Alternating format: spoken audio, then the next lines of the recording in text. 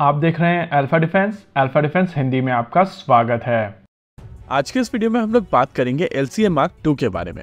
इस point of time पर भारत के लिए ये सबसे इम्पोर्टेंट प्रोजेक्ट है और इसको लेकर सारी एक्टिविटीज काफी तेजी से चल रही हैं।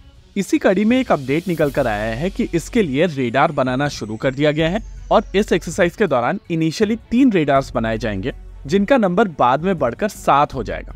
देखिए, LCA Mark II का nose cone LCA Mark I की तुलना में छोटा होगा और बावजूद उसके उसमें ज्यादा ट्रांसमीटर रिसीवर मॉड्यूल्स होंगे। इन दोनों चीजों के पीछे जो कारण है वो काफी इंटरेस्टिंग है।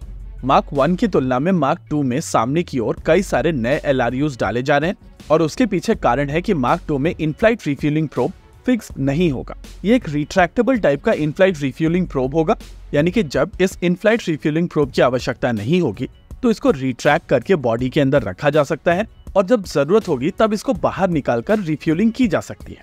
इसके 2 एडवांटेज हैं। एक, फिक्स इनफ्लाइट रिफ्यूलिंग प्रोब वाले सिस्टम्स की तुलना में इसका RCS कम होगा और दूसरा, इसका ड्रैग भी कम होगा। Mark I की तुलना में Mark II में एक और LRU यहाँ पर एक्स्ट्रा होने वाला है और वो है IRST।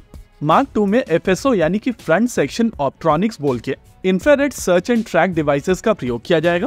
लेकिन इस मोमेंट पर यह चीज क्लियर नहीं है कि क्या ये यूनिट रफाल के जैसी यूनिट होगी, जैसा कि रफाल में एक कॉम्बैट आइडेंटिफिकेशन सिस्टम भी यूज किया जाता है, या फिर ये Eurofighter typhoon, Gripen, MiG-35, MiG-29 जैसी यूनिट होगी। हालांकि अगर इस FSO में कॉम्बैट आइडेंटिफिकेशन सिस्टम का प्रयोग किया जाएगा तो उसके लिए सेंसर एक ही हाउसिंग में अकोमोडेट किया जाएगा और ये सिस्टम कुछ इस तरीके से दिखाई देगा। राइट साइड में रफाल का सिस्टम है और लेफ्ट साइड में Mark II का।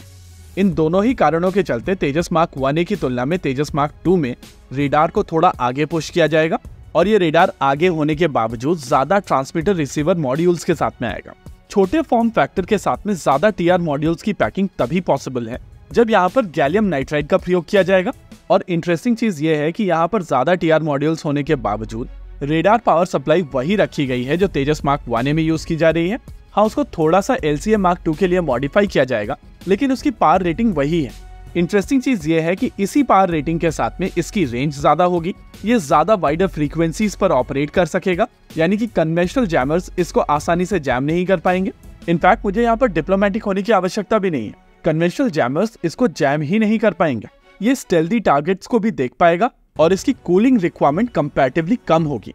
वैसे इस रेडार को लेकर आने वाले कुछ दिनों के अंदर और ज्यादा डिटेल्स निकलकर सामने आ सकती है और हम लोगों को इसका लेआउट भी मिल सकता है। फिलहाल के लिए इसका लेआउट अवेलेबल नहीं है, लेकिन अपडेट यह है कि इसका रियलाइजेशन प्रोसेस शुरू हो गया है। रियलाइजेशन का मतलब यह है कि ADA की तरफ से वेंडर को सारी डिटेल्स दे दी जाएंगी और उनको कहा जाएगा कि एक यूनिट फैब्रिकेट करके उनको दी जाए और ये यूनिट पहले प्रोटोटाइप के ऊपर माउंट की जाए। देखिए, यहाँ पर 2 चीजें समझना बहुत जरूरी है। आमतौर पर पहले प्रोटोटाइप की पहली उड़ान के दौरान किसी भी तरीके का रेडार उसके ऊपर माउंट नहीं किया जाता है और ये रेडार यूनिट्स इवेंचुअली इस एयरक्राफ्ट के ऊपर डाली जाती है। हालांकि ADA की तरफ से इसकी पहली उड़ान के दौरान पूरी तरीके से एक डमी नहीं डाला जा रहा है। यहाँ पर इसकी पावर सप्लाई यूनिट होने वाली है। उसके अलावा प्लेस होल्डर में सेंटर ऑफ मास रिटेन किया जाएगा और प्रैक्टिकली एक्साइटर यूनिट और एंटेना अरे यूनिट को छोड़कर बाकी सारा का सारा रेडार वहां पर होने वाला है। ये यूनिट अगले 5 से 6 महीने के अंदर ADA को डिलीवर कर दी जाएगी, लेकिन ये फाइनल यूनिट नहीं होगी। फाइनल यूनिट वहां से 3 महीने और फिर दूसरी यूनिट वहां से 4 महीने के अंदर डिलीवर की जाएगी। प्रैक्टिकली वहां से 3 महीने के अंदर ये सारे के सारे सिस्टम पूरी तरीके से सर्टिफाई होने चाहिए, यानी कि इस एयरक्राफ्ट के तीसरे प्रोटोटाइप के ऊपर जो रेडार जाएगा वो पूरी तरीके से सर्टिफाइड होगा। यानी कि यहाँ से 15-16 महीने के अंदर आप इस रेडार को पूरी तरीके से सर्टिफाइड देखने वाले हैं। इसी के साथ आज के इस वीडियो में रखते हैं केवल इतना ही। वीडियो को अंत तक देखने के लिए धन्यवाद। देखते रहिए अल्फा डिफेंस। जय हिंद।